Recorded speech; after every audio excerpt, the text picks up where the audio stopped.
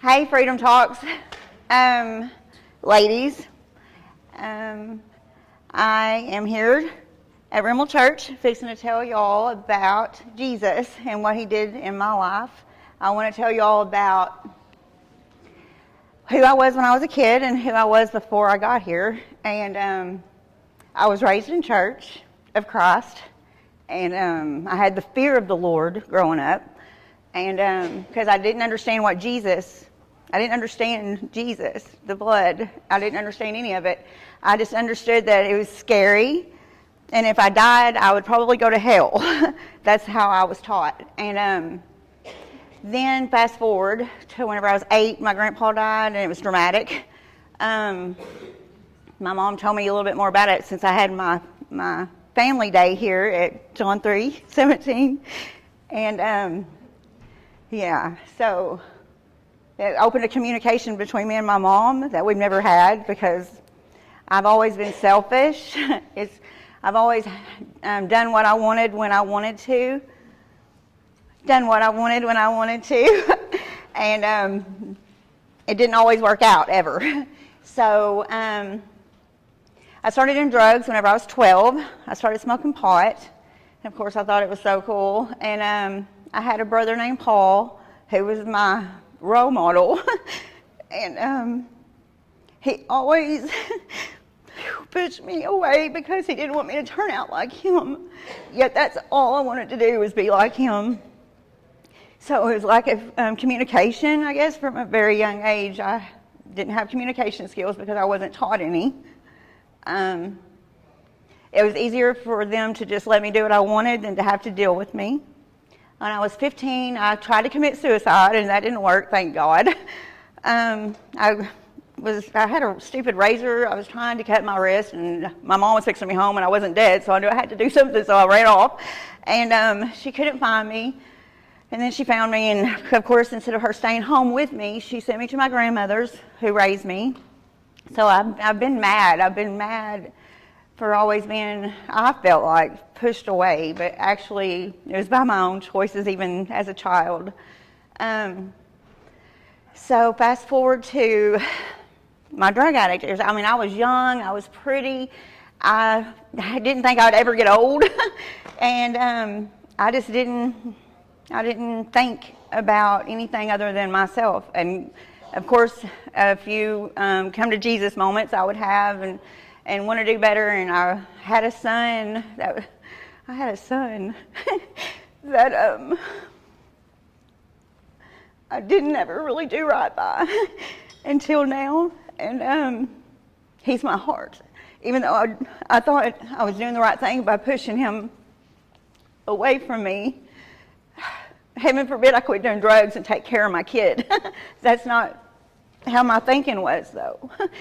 And I understand that God did everything that he did with me, let me do what I wanted to do for so long, so I could come to John 3:17 and be here at this moment, this time, talking to y'all and screaming about Jesus.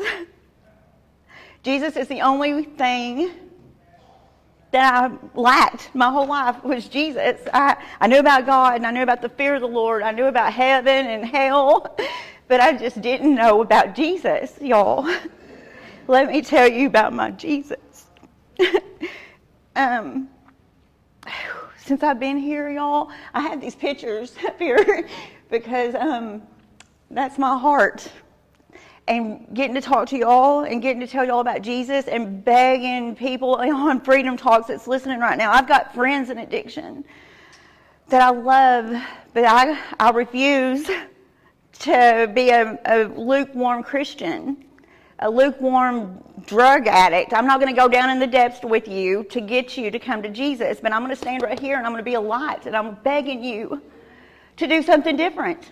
It's never worked out your way. You know, you're going to be dead, or you're going to be in prison or jail, whatever, wherever.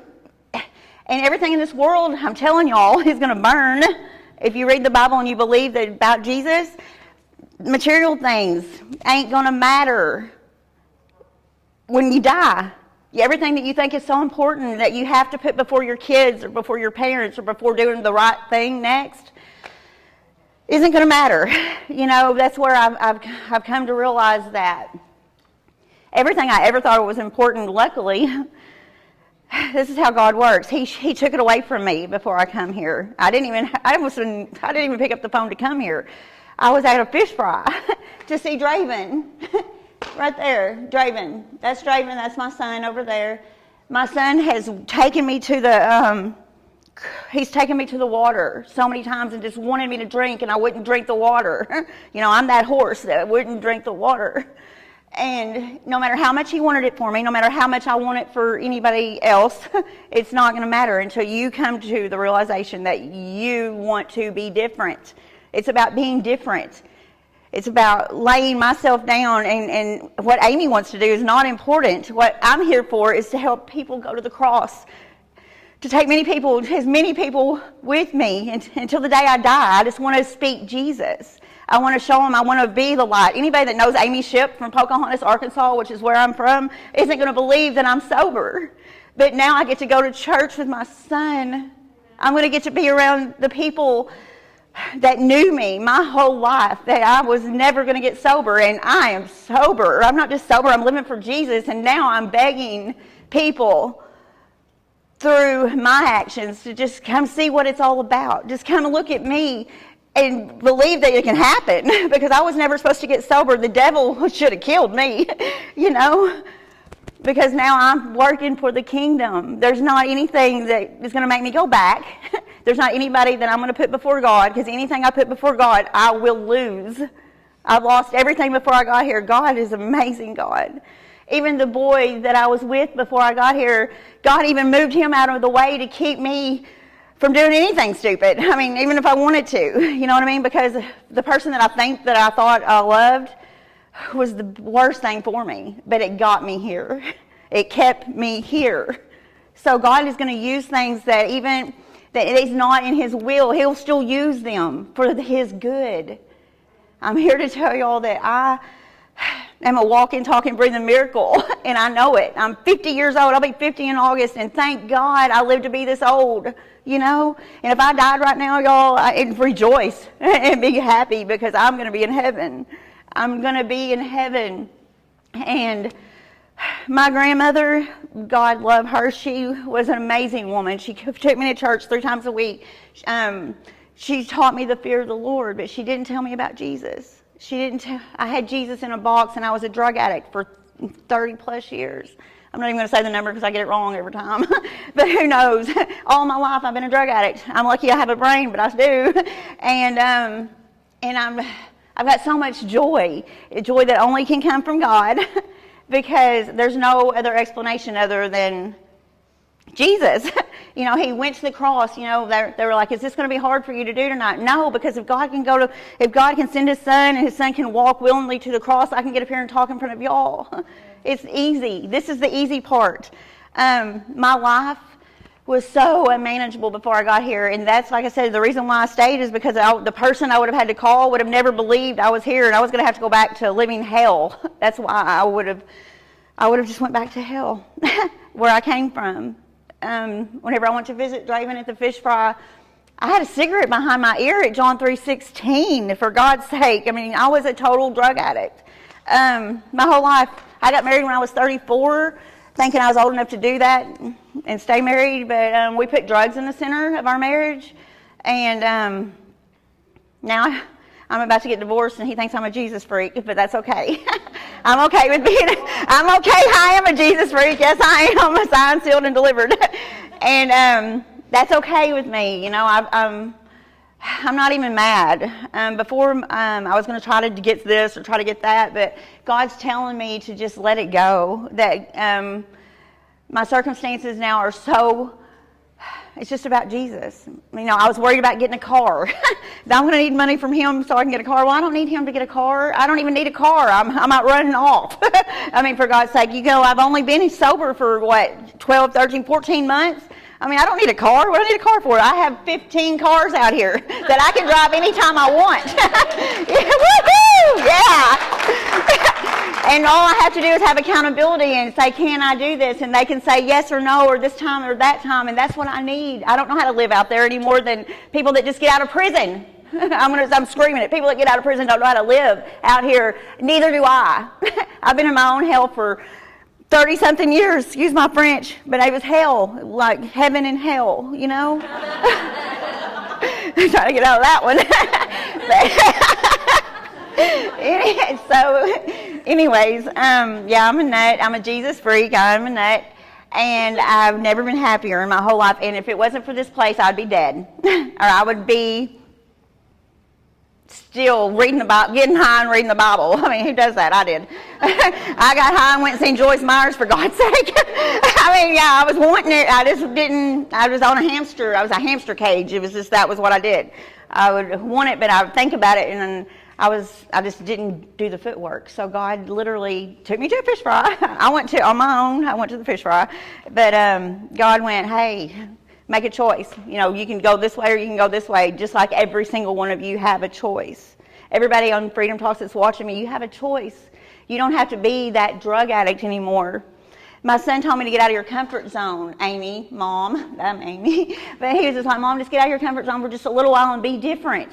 And 2 weeks later, I was at a fish fry, and I'm different. Now I'm different. It's been the best journey of my life. Suzanne Rudd, 317. Woo, these ladies. If it wasn't for y'all, I wouldn't get to still be here. So y'all just keep on staying and keep on coming back. Because I don't know if I'll ever leave, you know. And if I do, it's only going to be in God's will. It's not going to be my will. The beauty of all of this is now that I get to serve y'all, I'm learning how to do that. It's not happening overnight, of course, because I don't know how to do it always. But my heart's in the right spot, and I love all of y'all. And my prayer is that all of y'all graduate, and that more people come in after y'all graduate, and maybe even y'all can stay here. I mean, you know, there's no reason why everybody has to leave. Presley, I'm proud of you. Yes, and I love you too. And there's just, I don't know, I'm a role model. Who'd have ever thought that? I am a role model to some of these girls, and yeah. And it's my son says that he's never seen me so successful. You know what I mean? Wait till y'all get to hear y'all's kids say that. Your kids will say that. All you got to do is quit thinking about yourself, quit thinking about anything that you think that you need, because you have everything you need here, I promise, and then some.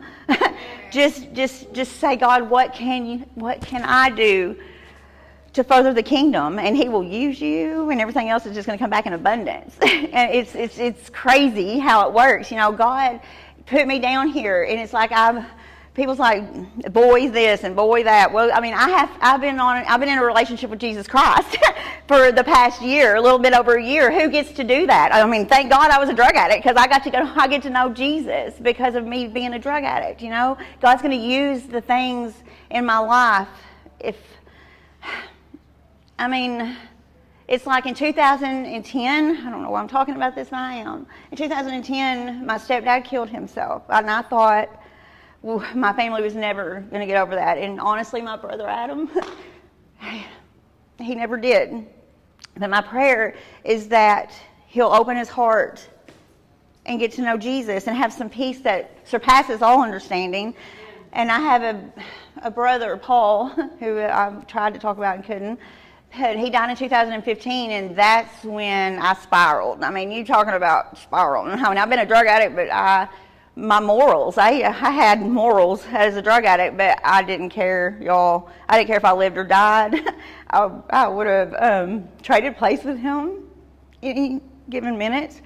He was my best friend. He was with me when I had Trace, and he was there to tell me good stuff about myself instead of me feeling like a fat pregnant girl. You know what I mean? And I don't know, he was my rock. He just showed up, you know, and everybody needs a rock. So if I was happy, mad, glad, sad, it didn't matter. I picked up the phone and would tell him everything, you know, and we'd laugh. And, But I did some stupid things after 2015. My husband, we were at my son's house right after Paul died. It's like the day of. And of course, I couldn't sleep. I got up to go get something to eat and whatever. I was running around. Okay, well, I come back and my husband, he said something he should have never said. Because he was like, I want a divorce right then in my worst timing. And so, okay. All right, so he went back home and I spiraled, y'all. I did things that I wouldn't say I did at home alone in my closet. And it sickens me, you know. And then I got with the boy that I was with, the man, whatever it is, before I got here. And we did some stupid things too. Yeah, out of love. You know, there's things that I can't take back. There's things that I can regret, but there's things that I don't even care, y'all, because the devil's not going to use it against me. You see, I mean, it's like I've done these things, but that's not who I am. I am a child of God, just like each one of y'all are God's children. And just because we do some stuff that we think we can't forgive ourselves for, that's a lie from Satan.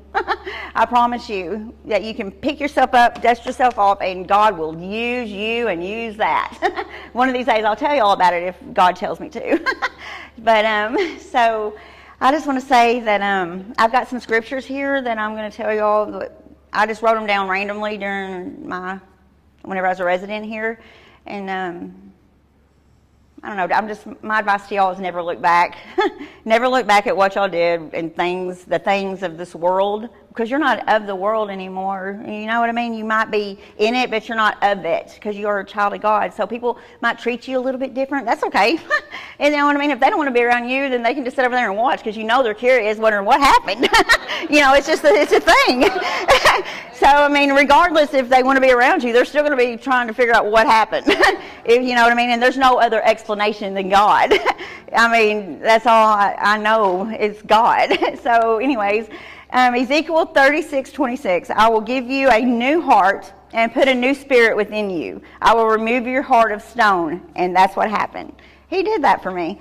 And here, the first Galatians 5:13, it says, I put I instead of you. I made it personal. I was called to be free. Only don't use this freedom as an opportunity for the flesh, but serve one another through love. That's why I'm here, is to serve y'all with all kinds of Jesus love. And so here's something that I thought was pretty cool too. I actually cleaned my room today and hung up clothes and stuff so I could find this little book. And because I prayed about it and I was like, God, please just give me the want to like hang up my stuff and enjoy doing it. So he did. It happened today. I got a roommate over there that can testify to that. She's like, oh my gosh, what's she doing? But yeah, that's what I did. God is so good. All you got to do is pray about it and believe it's going to happen, and it's going to happen. It happens. It's the neatest thing I've ever seen in my life. It's not like a genie in a bottle. It's better. You know what I mean? Because your spirit's good. When you don't have to be ashamed of anything, because you're not doing anything to be ashamed of. You know, of course my son's proud of me. What's not to be proud of? I'm killing this. You know, I'm not trying to boast, but I'm killing this Jesus that he's just run through me, y'all. I got my shoes off. So I can be grounded with God.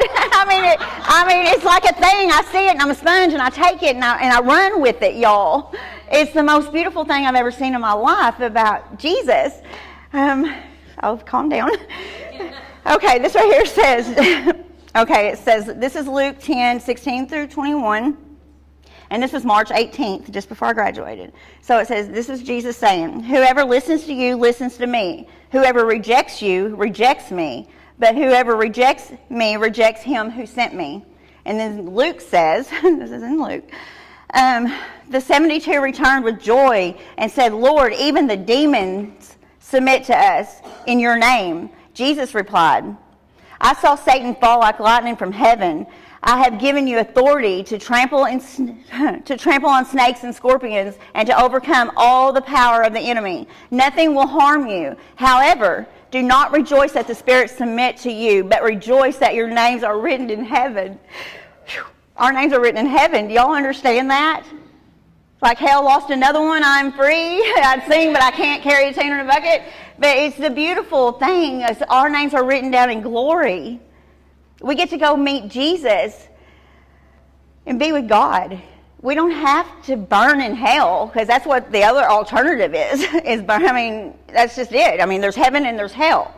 There's no lukewarm Christian. There's no straddle on the fence, and there's no. I asked God. I was in prayer the whole time I was in the ministry. God, please help me hate methamphetamines. I'm a methamphetamine user. If I didn't tell y'all that, please just help me hate it, because I know me, and I'll still try to go down to the pits and bring some of my friends out, because I love them. But the kind of love that I have now is Jesus' love. It's nothing to do with me going down and holding your hand while you do the meth. I mean, I hate it. God has put it in my heart to hate it. He's using people that I never thought that I could not stomach, and now I can't stomach them because of the things that they're doing. And I don't want to be judgmental. I just know I don't get a vote. I literally don't get a vote about who I am around. I mean, if I'm not doing stuff for Jesus, if I'm not doing something for the kingdom, and then I'm doing something for the devil, and I will not be torn. I won't be shaken. I will not budge. The Jesus inside me tells me I don't have to. It's beautiful, y'all. And if you could just get a mindset, it's all how you think about something. If you can change your mind and do something different for a little while, pretty soon that's going to become your habit. But if you go back to where you came from, I don't care who you are. If you go to the barbershop enough times, you're going to get a haircut. I mean, that's just all there is to it. So just be different. You know, you think, I don't know, I just want to tell the drug addicts out there that's listening to me on Freedom Talks, and all of us in this room, that you just don't have to, it doesn't have to be like that.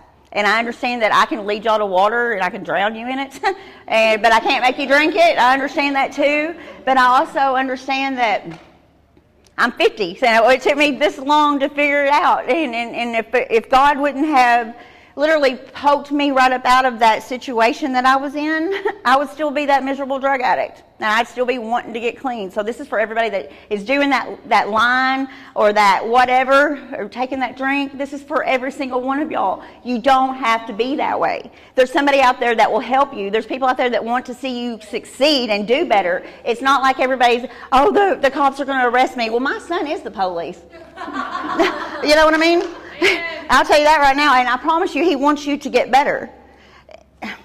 He just does. He wants people to succeed. He doesn't want to put you in prison. He's the criminal investigator in Pocahontas. I don't think I said that either, but he is, and I've never been more proud. I know that he doesn't. There's people that belong in prison. I understand that, but he doesn't want to put you there. He will give people chances. God works straight through him. I believe that. I've seen it myself since I've been here. And I used to defend trust me, I was defending the criminals because I was the criminal, you know. But now I have a better understanding. And you know, all them little grandbabies back there, I am a grandma. And before I come here, I couldn't say I was a grandma. That's how selfish I was. Go figure. I don't understand it either. You know, it was all about me. And I wanted to be around him, but I still couldn't do it, y'all. And nobody can do it on your own, but God is bigger than me.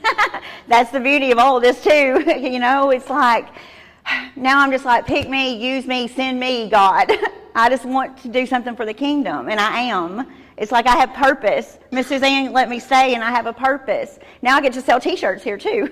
So that's even more of a purpose. So once that T-shirt room gets all nice and neat, it's going to be beautiful. I'm going to be able to go get them shirts and take them to the fundraisers where Brandy Ford's wonderful. She gets to do all that good stuff with us.